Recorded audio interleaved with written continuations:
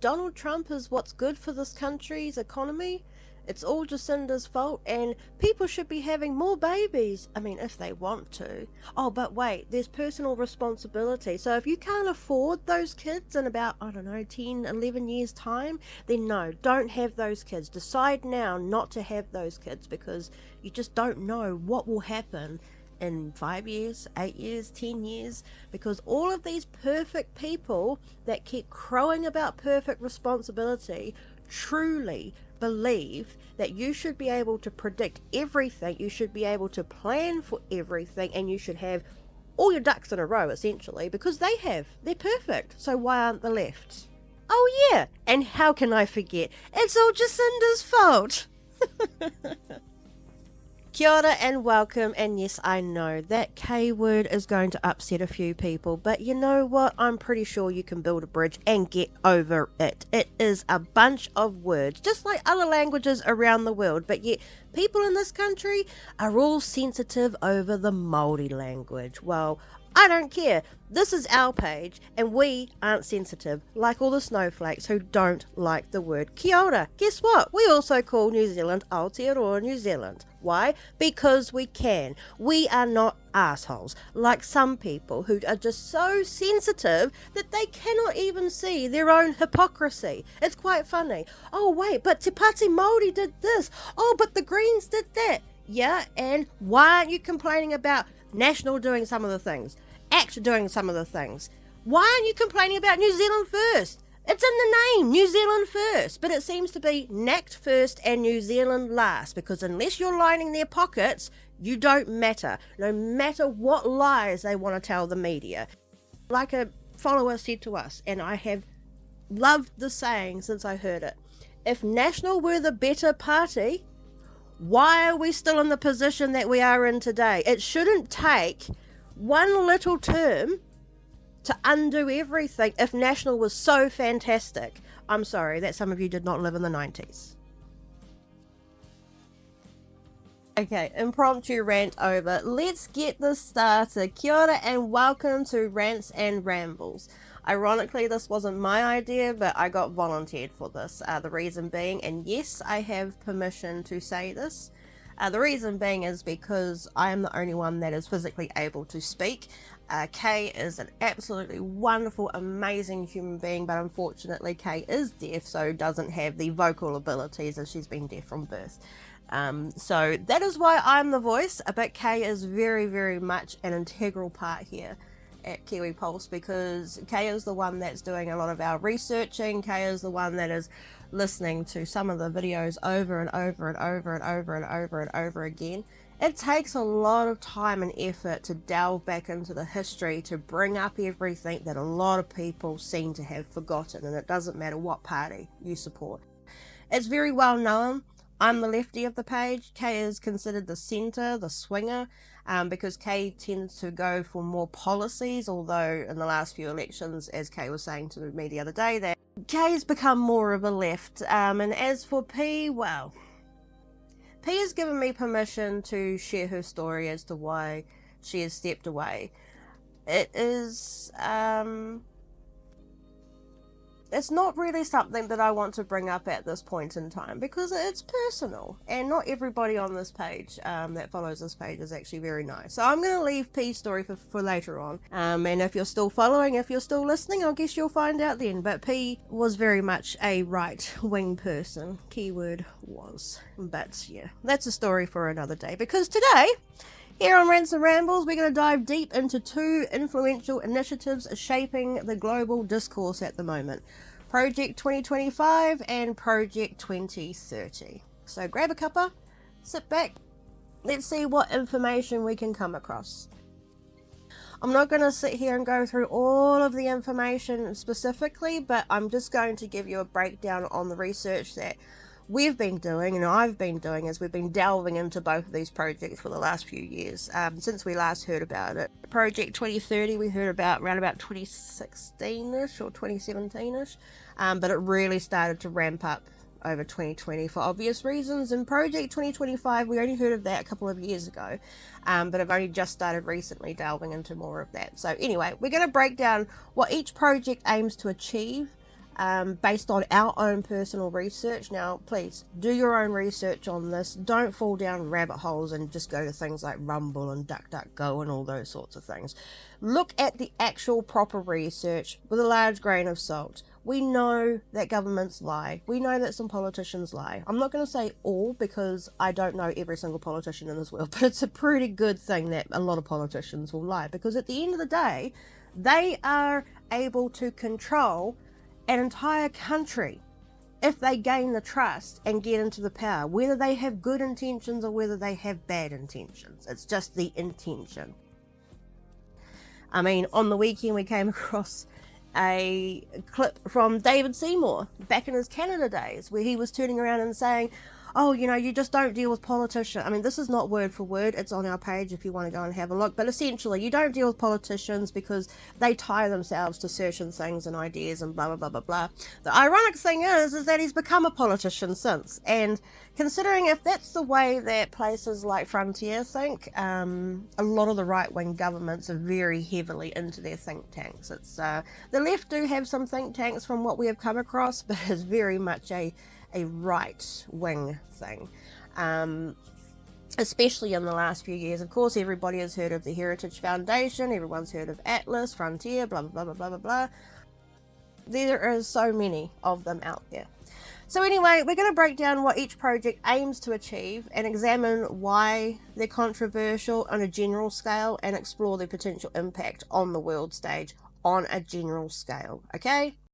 Let's start by understanding what each project's goals and intentions sort of are.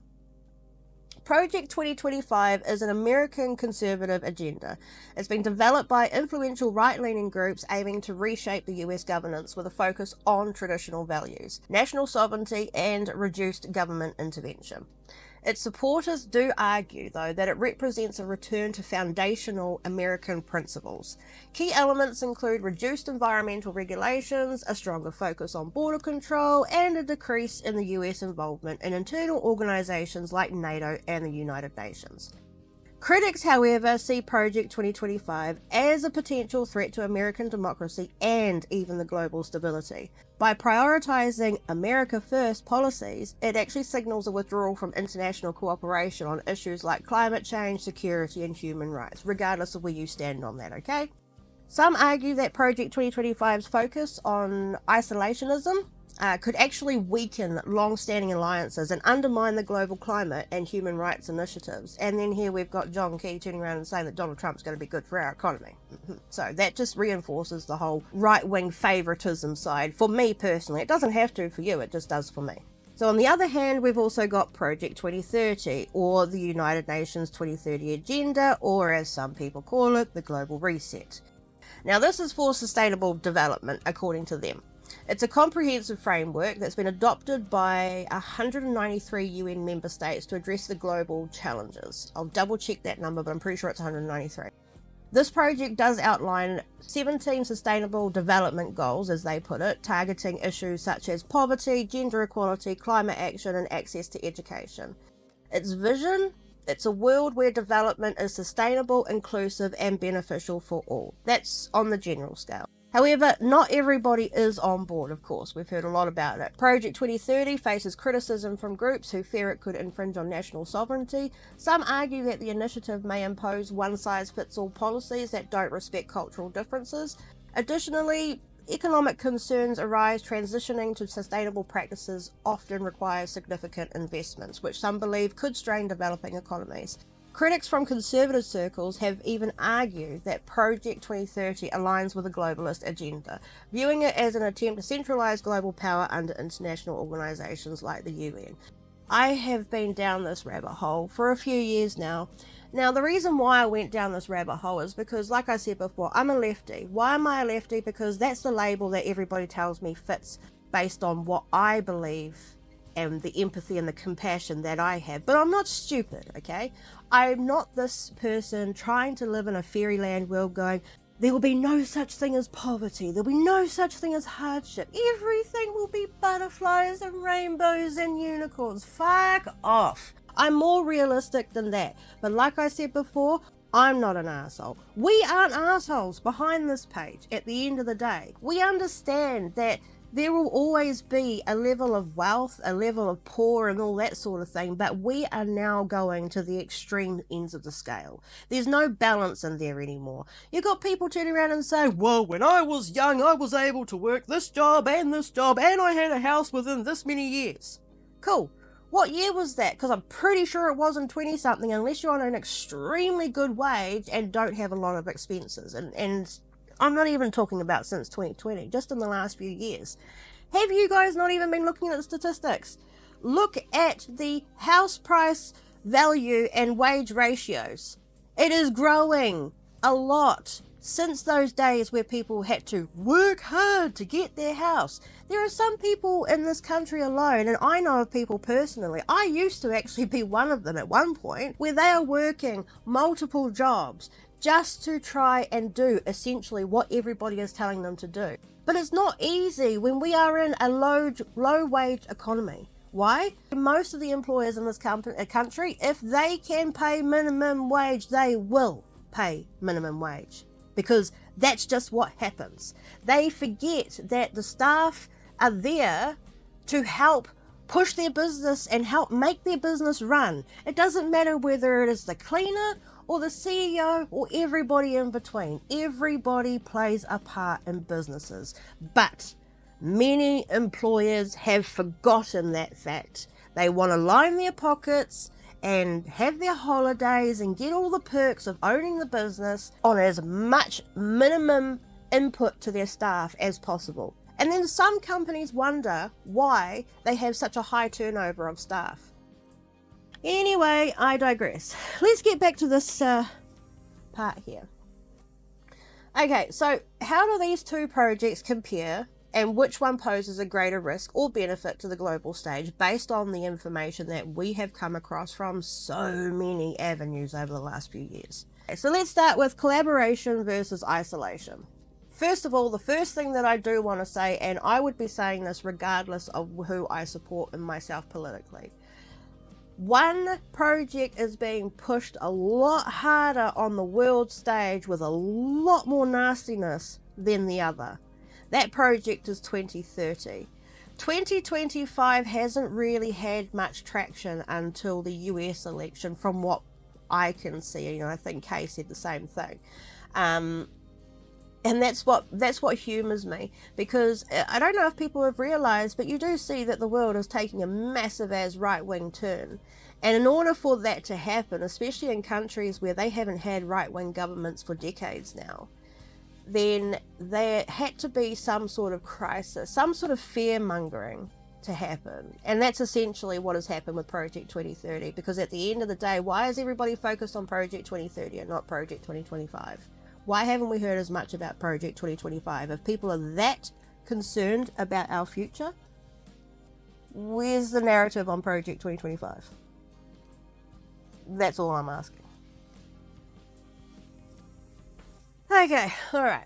So how do these two projects compare? And which one poses a greater risk or benefit to the global stage? Alright, so let's start with collaboration versus isolation. So Project 2025 emphasizes a global cooperative effort, with countries working together towards common goals.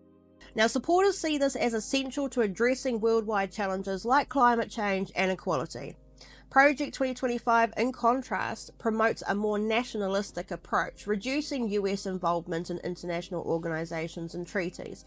Now, this has raised concerns about the US isolating itself, which could weaken international alliances and global cooperation on pressing issues. Could this be why they're really reinserting themselves into other parts of the world, like New Zealand and Australia, because of these other threats in the Pacific? Possibly, I'm not too sure about that one. But anyway, I digress again. I apologize. Okay, so let's start with collaboration versus isolation. So Project 2025 emphasizes a global cooperative effort, with countries working together towards common goals.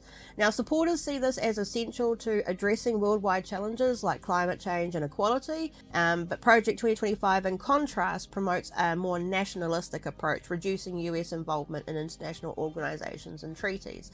Now, this has raised concerns about the US isolating itself, which could weaken international alliances and global cooperation on pressing issues. So let's look at environmental policies. Project 2025 proposes rolling back environmental regulations within the US, which could actually have a ripple effect on global climate efforts, whether you want to believe it or not. Yes, we know that people don't believe it. We also know that people do. We know that the earth heats and cools, it goes through its cycle. That's not the issue. The issue right now is the speed in which it is happening. And okay, if it's going to happen, regardless of whether we do anything, it's going to happen. But we don't know that. Nobody has a crystal ball, for fuck's sakes. At the end of the day, a lot of the stuff to do with the weather, the future, and all of that are predictions. They're forecasts. They're possibilities. They're not set in stone until the literal day that thing happens. Or doesn't. But they're not set in stone until it happens. Okay? Right.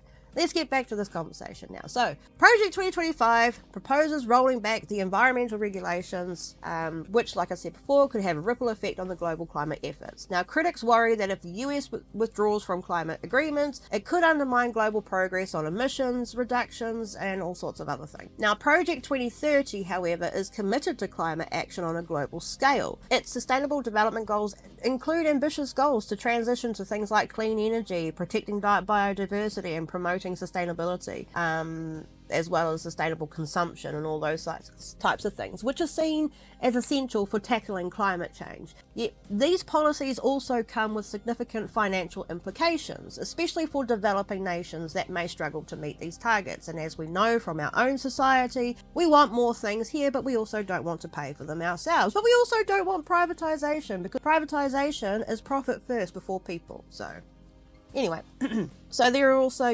those financial concerns, which is another reason to push things that may or may not be true, especially when it's the possibility of your pockets being hit. So there's the other thing is the concerns over sovereignty and governance and things like that. So one of the most significant criticisms of Project 2030 is that it may infringe upon national sovereignty. Now, detractors worry that by adhering to UN-led standards, nations could lose control over policies in areas like resource management, social issues, and even education. For some people, Project 2030 represents a one world government scenario. I'm sure we've all heard that one here, where international organizations could override domestic policies in the name of global progress. At the end of the day, that's pretty much what David Seymour's doing right now. He's created a whole ass new government department for regulation. Oh, because the regulation is so bad here.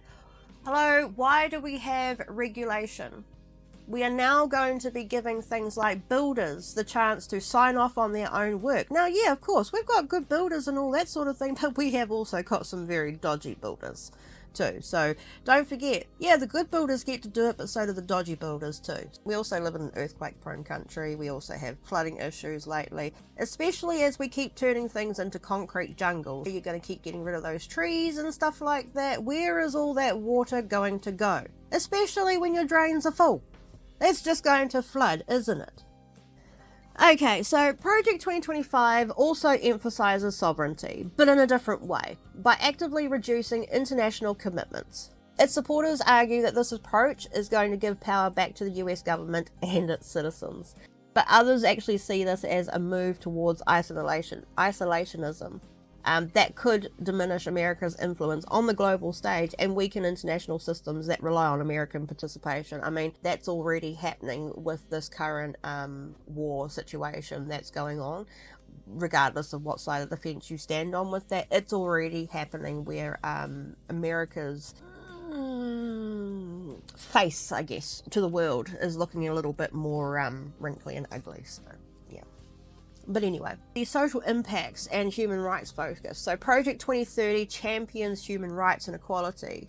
And of course, many people aren't going to agree with that because, again, I have spent the time down those rabbit holes. I do know what has been pushed. I do know what people have read and said. And yeah, don't get me wrong, not everything in that is 100% false.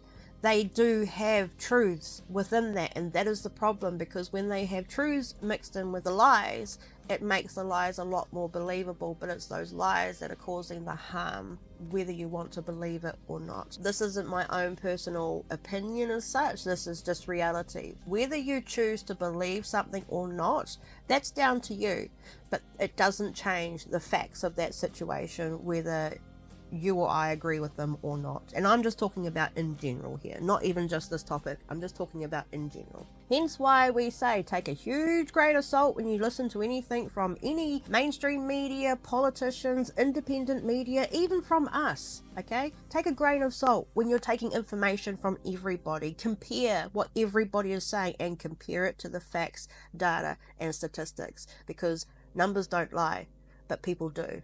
It doesn't even matter what side of this political spectrum you sit on. Large grain of salt. Do your own research. Main proper research. Check the facts, data, statistics. Doesn't matter who you follow, who you listen to. Critical thinking is so important. Facts, not vibes, people. Project 2030 is human rights and equality. It prioritizes issues like gender equality, education, access, and economic inclusivity. Oh my god, my words today. And economic inclusivity. You know what? Being inclusive economically. This has been one of those mornings so far. Anyway, so these goals, however, have actually stirred some opposition, as we know, especially in conservative regions where certain cultural or religious beliefs may actually clash with progressive values outlined by the UN. And over 2020, because let's face it, these sort of pandemics seem to happen every 100 years, so this one isn't new, regardless of the fact that some people believe it was released intentionally and some people don't. And I mean, in 2020, when everybody around the world had access to the internet and a lot of time on their hands, and some people actually were home alone and didn't have many people to communicate with, that was a great and perfect time to lead people to a whole bunch of rabbit holes. And I'm not even talking about just the COVID one or the 2030 one or anything like that. I'm just talking about rabbit holes in general, and believe me, there were a few of them. But anyway, so on the flip side, Project 2025 shifts the focus to American conservatism, potentially reducing the US's role in global human rights advocacy. By decreasing involvement in international human rights bodies, critics argue that Project 2025 could actually send a message that the US is stepping back from its traditional role as a champion for democracy and human rights abroad. And let's face it, I'm pretty sure I heard Trump talk about wanting to be a dictator, even if it was for a day. Dictator. Like Russia, like North Korea, like essentially China, you know, and those sorts of countries. If you guys want to be like those countries, then please, by all means, go there. You think Jacinda was bad? I mean, I didn't even vote for Jacinda, but if you think Jacinda was bad, woof, clearly you need to go to North Korea. I don't know if you've seen any of the documentaries or any of the little videos and that come out of there, but you want to see bad? Yeah. That's dictatorship right there. So Project 2030, with what it calls a global vision for sustainable development, offers a collaborative framework for a more, I guess you could say, equitable and environmentally conscious world. Yes, again, the people who probably don't agree with those words have probably stopped listening by now. In fact, I wouldn't actually be surprised if everybody stopped listening. So with 2030, the people who are against it worry that it imposes too many restrictions on nations, impacting economic flexibility, cultural autonomy, and things like smart cities. And you will have all of this done to you and that done to you. But, I mean, also in the same narrative, apparently the people who got vaccinated are also meant to be dead by now, too. So, I mean, I know some people that got vaccinated and they're still alive. One person isn't, but that's because they died a different way. So, yeah, that's my reality of that. So, which project is more concerning? Well, that depends on your perspective and how you're going to view the world. If you value national sovereignty and minimal international interference, Project 2025 might feel more aligned with your views at face value. But if you are one of the ones that want to prioritize things like global cooperation on things like, you know, climate change, social equity, and all that sort of stuff, then Project 2030 is going to seem more relatable to those people. But at the end of the day, when you actually delve into those projects more than what I've even spewed on this page. Project 2025 is a comprehensive conservative agenda that's actually been put forth by the Heritage Foundation, which aims to guide the next Republican administration with a detailed, streamlined approach to implementing policies across various governments. But those are just the tips, okay? Those are just the little... That's just the little bits of information from all the massive bits of information that actually all three of us have been gathering over the last few years. We're still working through that and figuring out a way to put it into a more informative form, but at the end of the day, if I didn't start this Rants and Rambles today, it wasn't going to happen, because this government right now is just keeping everybody on their toes. There are so many things like Friday dumps happening. Thank you, Paul, the other one, for that name. Love that name, so I'm constantly using it now.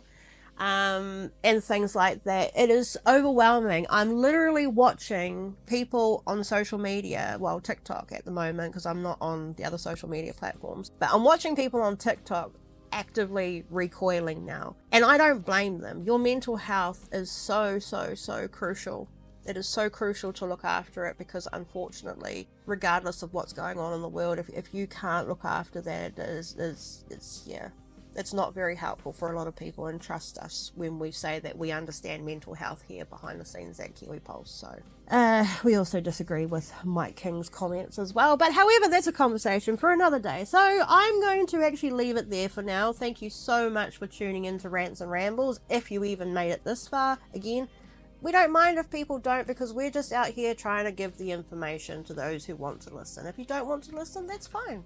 So thank you so much again for tuning in today. If you found this episode annoying, sorry. But if you found it insightful, then please be sure to subscribe.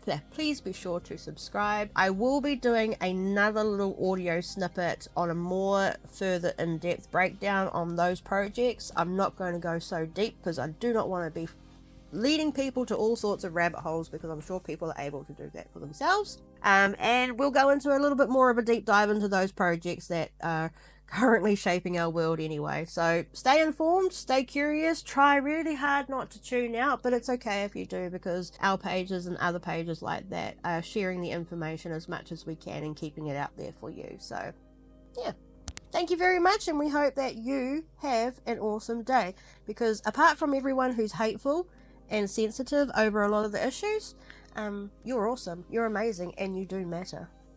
Thank you.